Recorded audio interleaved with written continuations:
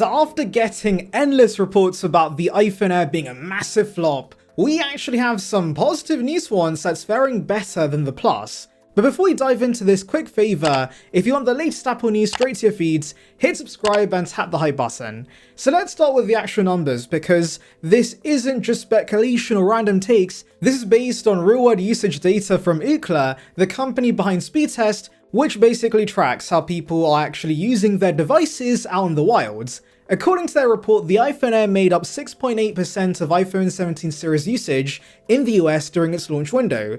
And that part is important. This is launch window data, meaning it's capturing behavior right when these phones first came out. And because of that, it doesn't necessarily reflect long-term ownership. Some of these iPhone Air units being counted here could have just been returned. You always get that wave of people who buy a new form factor just to try it out, especially something like an ultra-thin phone, and then a few weeks later just send it back. So while 6.8% is a strong number, it's worth keeping in the back of your mind that this stat doesn't really represent the total number of Air users today. Now with that being said, when you compare it to what it's replaced, that's where things get interesting. The iPhone 16 Plus in the same launch window the year before only managed 2.9%. So even if you factor in some returns and assume a chunk of people were just testing the Air and did not stick with it, Apple still massively improved the performance of the fourth iPhone slot. And I'm not exactly surprised, because as much as I love the concept of a regular plus-sized iPhone, it did feel lost in the range. It gave you a bigger screen, yes, but it was only $100 cheaper than the iPhone 16 Pro at the time, and so most would just spend the extra on the Pro, even if it's smaller, because it's the fancy model with the better cameras. The Air, on the other hand, is doing something which no other iPhone offers. It's selling thinness. That's the pitch, that's the identity, and apparently that's enough to get people interested, at least initially. Now here's where things get even more interesting, because the growth of the Air didn't just come out of nowhere, it actually seems to be taking customers away from another model, specifically the iPhone 17 Pro. The Pro share dropped from 34.9% to 30.6% year over year. Meanwhile, the Pro Max basically stayed flat at 55.5%, which is just ridiculous by the way. More than half of new iPhone 17 buyers are going for the most expensive model, including myself by the way. Tim Cook is absolutely not stressed about quarterly earnings because people still prioritize buying the biggest and baddest iPhone. But that drop in Pro share does suggest that something quite specific is happening. Roughly 4% of buyers looked at the iPhone 17 Pro and thought, you know what, yes, I'm losing out on the better camera and the extra performance, but I'd rather have the thinner design. And that's an interesting shift, because for years the assumption has always been that people who buy the Pro phones want the better features. They want the better cameras, the better thermals, the better performance, but now we're seeing a portion of buyers actively choosing design over specs. Now, to be fair, as I said, these are launch data numbers and doesn't really represent how the Air's doing on the whole. Aside from this report, there's been doom and gloom about the Air everywhere and how Apple's just sitting on piles of stock. But I wouldn't be surprised if the Air's faring a bit better now, because I've noticed something that changes the conversation: price cuts. Here in the UK, for example, the iPhone Air has been going on sale for £699 on Amazon. That's the price of a brand new model, by the way. If you shop refurbished, you can find it for as low as £569, and I'm sure it's going to be even cheaper in the US, where you get all kinds of amazing tech deals.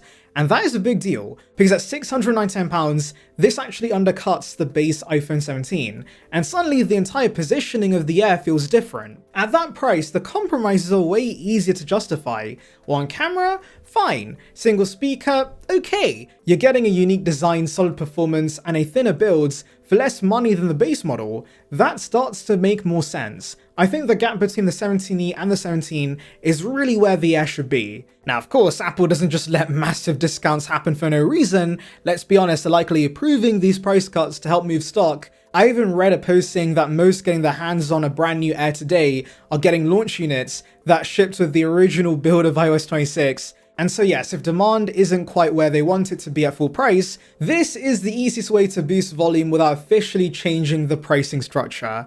But I also think there's a bigger implication here, because if the Air really only clicks when it's cheaper than the base model, maybe that's where it should have been in the first place. Think about it. Right now, the Air is positioned as a more higher-end premium option compared to the base model, but feature-wise, it actually has fewer things going for it. Less cameras, less hardware in certain areas. So pricing wise, it does create confusion. Why should I pay more to get a worse phone? But if the Air becomes the cheap option, everything lines up. You want the design first iPhone with feature compromises? Get the Air. But if you want the balanced standard experience, get the base model. And you want features? Go Pro. And you want everything? Go Pro Max. That feels like a much cleaner structure, and also matches what we've been seeing in real-world behavior. There are clearly people interested in the Air as a concept, but price sensitivity still matters. Once that price drops, the appeal goes up significantly. Now, outside of sales and positioning, there's also the tech side of things, because the Air is doing something quite important behind the scenes. It's one of the first devices to use Apple's in-house modem. The iPhone Air has a C1X modem, while the Pro models are still using Qualcomm's X80, and according to Ookla's testing, Apple's already very competitive.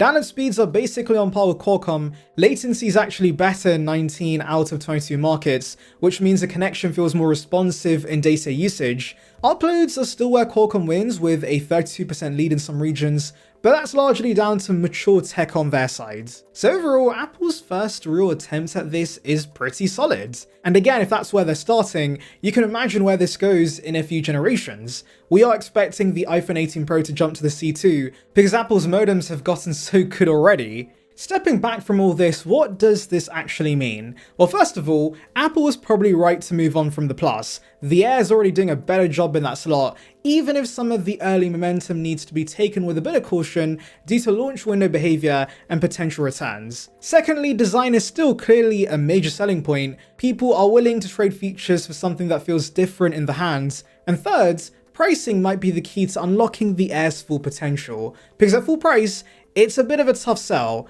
At a discount, it suddenly makes a lot more sense. And if Apple leans into that in the future, maybe even officially repositioning it below the base model, the Air could go from an experiment to a core part of the range. Now the big question is how the Air fares after a year sells, and whether long-term adoption is going to be strong enough for Apple to continue iterating on this product. If not, it may see the same fate as the Plus and the mini iPhones before it. And hopefully they fix some of the shortcomings with the upcoming Air 2, like the bad battery life, the lack of an ultra-wide, the single speaker. Those do need to be addressed. And before you go, if you want more breakdowns like this, where we go beyond the headlines and actually look at what these leaks and reports mean for future Apple devices, hit subscribe and tap the hype button. It really helps the channel grow, and I've got a lot more coming about what Apple does next with the iPhone range. Thanks for watching, and I'll see you in the next one.